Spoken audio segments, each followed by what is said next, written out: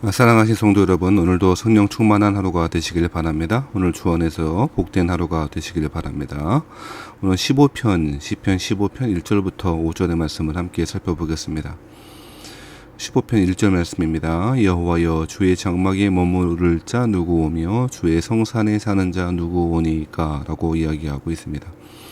이스라엘 사람들에게 하나님의 장막에 거하는 자, 이스라엘 사람으로서의 정체성을 확인하는 것, 그것은 혈통이었을 것이고, 또 어려서부터 그들이 행한 하나님의 말씀을 따르는 율법의 삶, 이런 것들이었을 것입니다.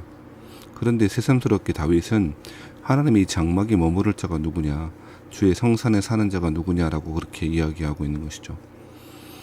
마치 오늘날 교회에 나와 있는 사람에게 교회에 나올 수 있는 자격이 되는 것이 어떤 사람들이냐, 누가 교회에 나올 수 있는가, 누가 하나님의 백성인가 라고 그렇게 묻는 것 같은 것이죠. 다윗은 주저하지 않고 곧바로 대답하고 있습니다. 2절부터 5절까지 여러 가지 항목에 걸쳐서 이야기하고 있죠. 정직하게 행하는 사람이라고 대답합니다. 공의를 실천하는 사람이라고 이야기하고, 그의 마음에 진실을 말하는 사람이라고 이야기합니다. 또 그의 혀로 남을 허물하지 않는 사람이라고 말하고, 그의 이웃에게 악을 행하지 않는 사람이라고 말하며, 그의 이웃을 비방하지 않는 사람이라고도 말합니다. 그의 눈은 망령된 자를 멸시하되 여호와를 두려워하는 자를 존대하며, 그의 마음에 서운한 것은 해로울지라도 변하지 않고, 그렇게 그런 사람들을 하나님이 원하시고 찾으신다는 말씀이고요. 5절 말씀에는 이자를 받으려고 돈을 꾸어 주지 아니하며 뇌물을 받고 무죄한 자를 해하지 않는 자들, 그렇게 탐욕스럽지 않은 사람들, 그런 사람들이야말로 주의 장막에 머무를 자, 주의 성산에 거할 자라고 이야기하고 있는 것이고, 그렇게 행하는 자들이야말로 영원히 흔들리지 아니할 것이다 라고 이야기하고 있는 것이죠.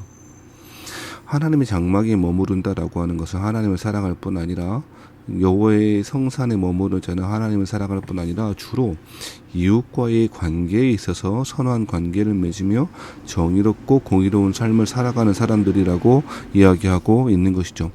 누가 하나님의 성전에 머무를 수 있다고요? 이웃과의 선한 관계를 맺는 사람이라는 것입니다. 주로 2절부터 5절까지는 이웃과의 바른 관계에 대해서 이야기하고 있는 것이죠. 공의롭고 정직하게 하나님의 사람답게 살아가는 사람들이야말로 하나님의 성전 안에 머물 수 있는 사람이라고 이야기하고 있는 것이죠. 아마도 이런 말씀을 여러분 듣게 된다면, 아이고 누가 이렇게 살 수 있겠는가 라고 하는 생각을 가질 수가 있을 것입니다. 그것도 이해는 됩니다만, 제가 생각할 때 이렇게 아이고 누가 그렇게 살 수 있지? 라고 그렇게 말하는 우리 마음의 한 구석에는 우리 스스로가 하나님을 따라가는 그 신앙의 길 자체를, 너무 그 기준 자체를 낮게 생각하고 있기 때문은 아닌가 싶습니다. 사랑하신 성도 여러분, 우리가 믿음을 갖는 것, 믿음의 길을 가는 것은 오직 하나님의 은혜입니다만, 그 길이 결코 쉽다고 이야기한 적은 없습니다.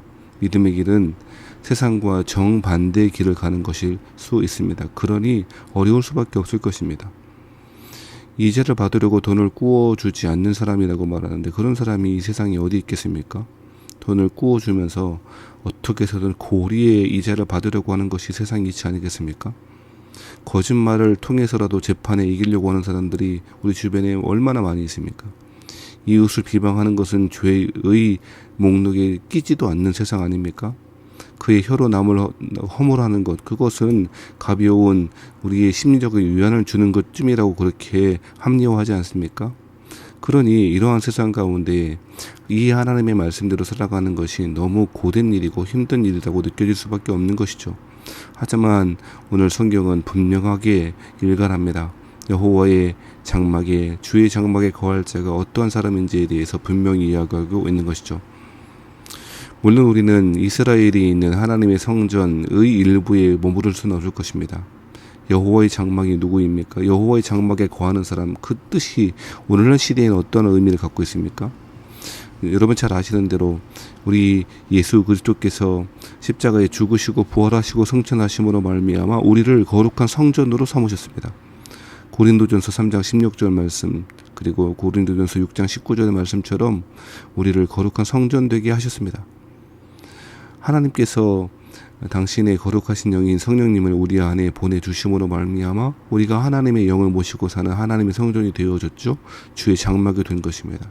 그렇다면 하나님의 성령과 함께 동행하여 성령의 내주하심으로 살아가는 신자라면 모름지기 오늘 본문의 말씀처럼 그 부르심이 합당한 성결한 삶을 살아가고 올바르고 정직한 영혼 그리고 이웃과의 선한 관계를 맺으며 공의로운 삶을 살아가는 저와 여러분이 되어야 할 것입니다. 우리는 자격이 없습니다. 주님 앞에 나아갈 자격은 전혀 없지만 예수님께서 그렇게 받아주셨으므로 또한 하나님의 성령을 우리 안에 물붓듯 기름붓듯 부어주셨으므로 그 성령님과 동행하며 살아갈 때에 그러한 길을 살아가게 될 것이고 살아갈 수 있으리라고 저는 확신합니다. 그래서 여호와여 주의 장막에 머무를 자 누구입니까? 주의 성산에 사는 자 누구입니까? 라고 하는 그 질문에 대한 2절부터 5절까지 그 삶의 아름다운 실천들이 저와 여러분의 것이 될 줄 저는 확신합니다. 오늘도 이 확신과 믿음을 가지고 은혜 안에 승리하시는 저와 여러분 되시기를 주의 이름으로 축원합니다.